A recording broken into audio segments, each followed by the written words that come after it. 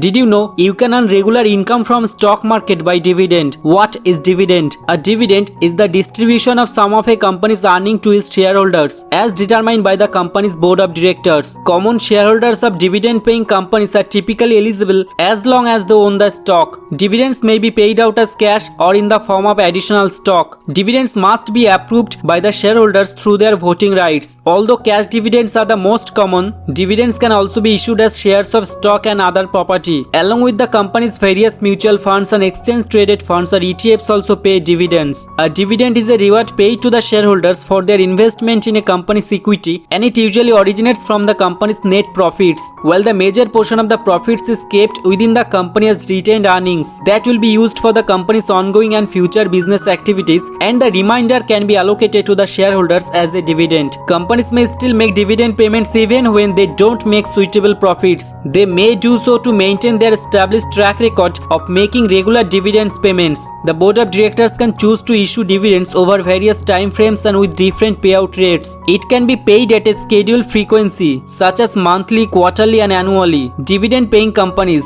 larger, more established companies with more predictable profits are often the best dividend payers. These companies tend to issue regular dividends because they seek to maximize shareholder wealth in ways aside from normal growth. Some of the dividend paying companies are TCS, Infosys, ICC, Hero, Motocorp, etc. Startups and other high growth companies such as those in the technology or biotech sectors may not offer regular dividends because these companies may be in the early stages of development and may incur high costs attributed to research and development, business expansion and operational activities. They may not have sufficient funds to issue dividends. Even profit making early to mid stage companies avoid making dividends payments if they are aiming to higher than average growth and expansion, and they want to invest their profits back into their business rather than paying dividends. Important dividend dates. Dividends payments follow a chronological order of events, and the associated dates are important to determine the shareholders who qualify for receiving the dividend payments. Number 1. Announcement date. Dividends are announced by the company management on the announcement date or declaration date. Number 2. Ex-dividend date. The date on which the dividend eligibility expires is called the ex-dividend date or simply the ex-date. For instance, if a stock has an ex-date of Monday, May 5th, then shareholders who buy the stock on or after that day will not qualify to get the dividend as they are buying it on or after the dividend expiry date. Shareholders who own the stock one day prior to the ex-date, that is on Friday, May 2 or earlier, will receive the dividend. Number 3. Record date. The record date is the cut-off date established by the company in order to determine which shareholders are eligible to receive a dividend or distribution. Number 4. Payment date. The company issues the payment of the dividend on the payment date, which is when the money gets credited to investors' account. The impact of dividends on share price. Dividend payments impact share price, which may rise on the announcement approximately by the amount of dividend declared and then decline by a similar amount at the opening session of the ex-dividend date. For example, a company that is trading at 50 rupees per share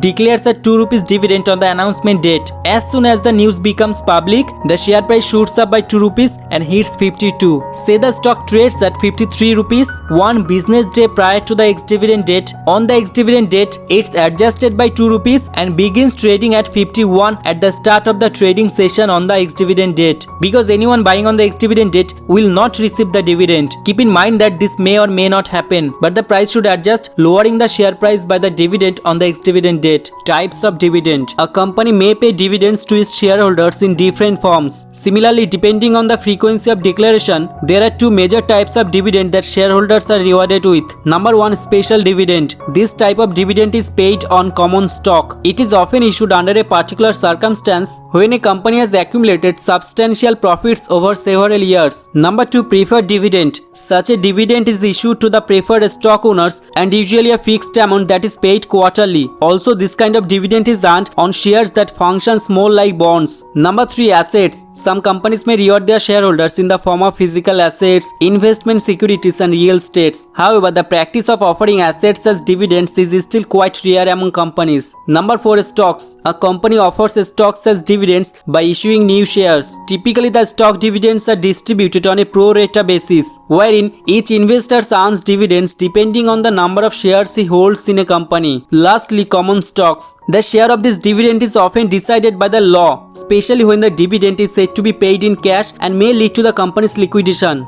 Other than this, a company may decide to offer shares of a new company, warrants and other financial assets as a dividend. Nonetheless, it must be noted that dividend income tends to influence a company's share price accordingly. How is dividend income calculated? A dividend is calculated by using the dividend payout ratio, wherein the annual dividend per share is divided by earnings per share. Notably, the dividend payout ratio is 0% for those companies who do not offer dividends to their shareholders. Similarly, companies who pay out the total net income as dividends have zero dividend payout ratio. With the help of dividend payout ratio, one can conveniently find out the amount of money a company is offering to its shareholders. Further, the ratio comes in handy to calculate the amount that is reinvested for expanding and improving a company's operations, paying off existing debt, and building a cash reserve. It also proves useful in assessing a company's sustainability. For instance, a company with a payout ratio is more than 100% signifies that it is paying off more than what shareholders are earning. Eventually, such a practice would force a company to either reduce their offering and stop it altogether. On the other hand, a company with a steady dividend payout ratio indicates a robust financial standing. Thank you so much for watching this video. See you in the next video.